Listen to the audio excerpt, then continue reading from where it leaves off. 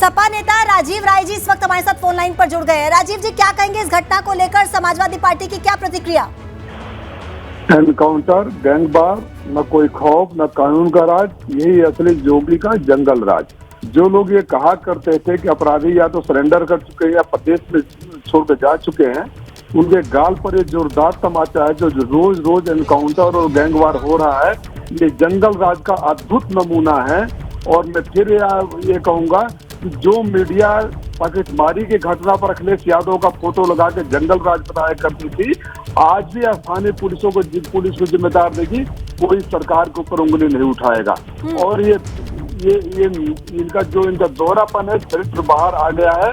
और मैं एक और बात आगे जाकर कहूंगा, आपको याद होगा अतीक की बहन ने कुछ दिन पहले बोला था कि मेरे भाई से 5 करोड़ रुपया एक बड़े महापुरुष ने लिया है। हो सकता है कि अतीक कस्टडी में कोई राज न उगल दे, इसलिए ऐसे लोगों का भी उसमें हाथ हो सकता है। इस जंगल से भी जांच होनी चाहिए। अच्छा, अब ये बताएं कि सपा नेताओं को नजरबंद किया जा रहा है, इस तरीके की कुछ खबरें सामने आ रही हैं। अब मैं इस समय चूंकि कर्नाटक में नामांकन चल रहा है, तो मैं नामांकन करवाने कर्नाटक का प्रभारी हूँ, तो बेंगलोर आया हुआ था, तो मैं इस पर स्पष्ट नहीं कर सकता। लेकिन अगर ऐसा हो रहा है तो एक काया सरकार की डरी हुई हरकत है।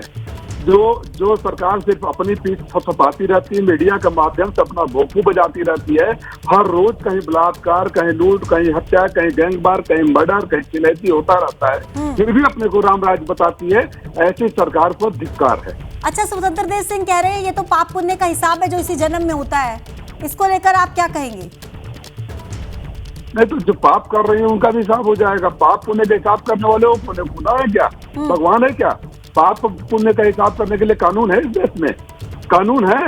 और कानून पाप पुण्य का हिसाब होता था। अगर कानून का कोई मतलब नहीं होता तो कानूनी रूप से दर्ज केस को वापस कर दिया गया। ठीक है, यानी समाजवादी पार्टी कहीं ना कहीं इस घटना से नाराज है और यूपी पुलिस की कार्रवाई को लेकर जरूर आप लोग सवाल उठा रहे हैं। अखिलेश यादव ने भी जो ट्वीट किया था, बहुत शुक्रिया आपका हमारे साथ जुड़ने के लिए राजीव जी। मोइन, देखिए समाजवादी पार्टी के नेता की प्रतिक्रिया। उत्तर प्रदेश की कानूनी व्यवस्था ठीक रख सकते हैं, ज्यादा बेहतर है कि उनको इस्तीफा दे देना चाहिए।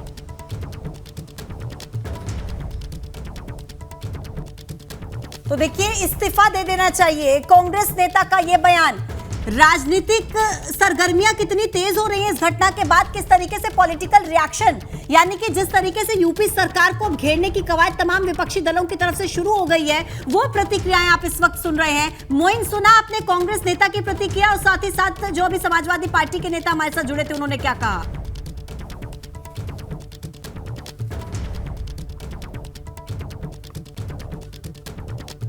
अभी तक तो कुछ ही बयान आए हैं, लेकिन आपको बता दें कि अतीक और अशरफ की हत्या के बाद प्रयागराज शहर में कई जगहों पर हंगामा शुरू हो गया है। शहर का चकिया इलाका है, राजरूपपुर इलाका है, इन जगहों पर पथराव हुआ है। इसके अलावा केसरिया गांव से खबर आ रही है कि केसरिया गांव में लोग सड़कों पर उतर आए हैं, हंगामा कर रहे हैं, नारेबाजी कर रहे हैं, और जो पुलिस की व्यवस्था है उस पुलिस की व्यवस्था पर सवाल खड़े कर रहे हैं। तो अतीक और अशरफ की जिस तरीके से हत्या की गई, उसके बाद प्रयागराज शहर में कई जगहों। डिप्टी सीएम दिनेश शर्मा जी इस वक्त हमारे साथ जुड़ गए। दिनेश शर्मा जी, क्या कहेंगे, यूपी पुलिस का ये कितना बड़ा फेल्योर है? कस्टडी के अंदर इस तरीके की घटना हो जाती है।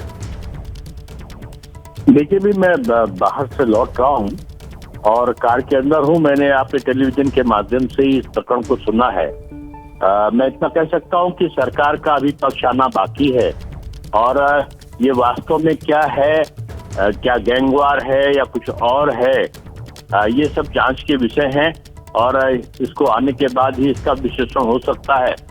उत्तर प्रदेश सरकार की नीति जीरो टॉलरेंस की रही है अपराध के प्रति। यदि किसी के द्वारा इस प्रकार का दुस्साहस किया गया होगा तो वो दंड का पात्र बनेगा।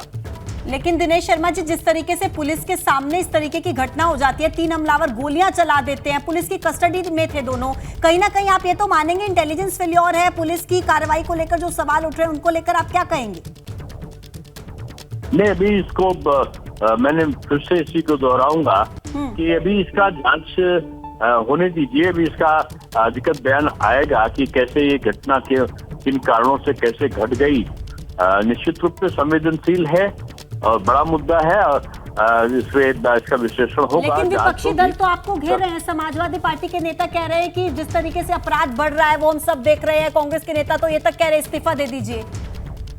अभी तो कह रहे थे कि अपराध घट रहा है।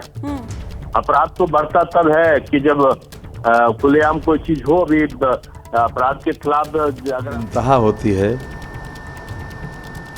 या अब जब अपराध का पराकाष्ठा होती है तो कुछ फैसले आसमान से होते हैं, और मैं समझता हूँ कि ये कुदरत का फैसला है और इसमें किसी भी कमेंट की आवश्यकता ही नहीं है। बाकी तो बात जब पूरी परिस्थिति सब सामने आएगी तब हम कहेंगे, लेकिन जितना हमको जानकारी मिली और जो कुछ मैंने इस पर टीवी पर देखा है उस पर हम इतना ही कह सकते हैं कि एक तरीके का आसमानी फैसला है।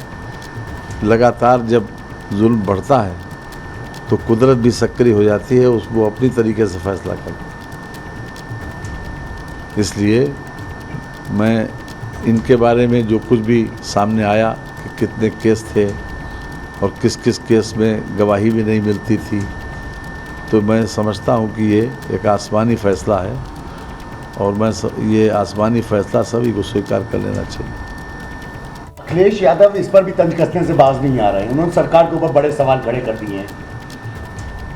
देखिए, सरकार ने तो हर तरह से इस बात की कोशिश की कि हम कानून व्यवस्था को मेंटेन करें, लॉ एंड ऑर्डर जो है वो मेंटेन रहे, और उसी दिशा में सरकार ने अपनी कार्रवाई की है।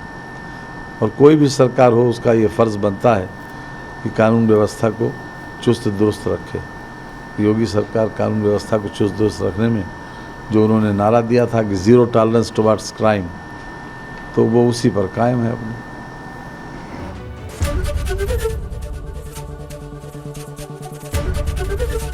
एबीपी गंगा, खबर आपकी, जुबान आपकी।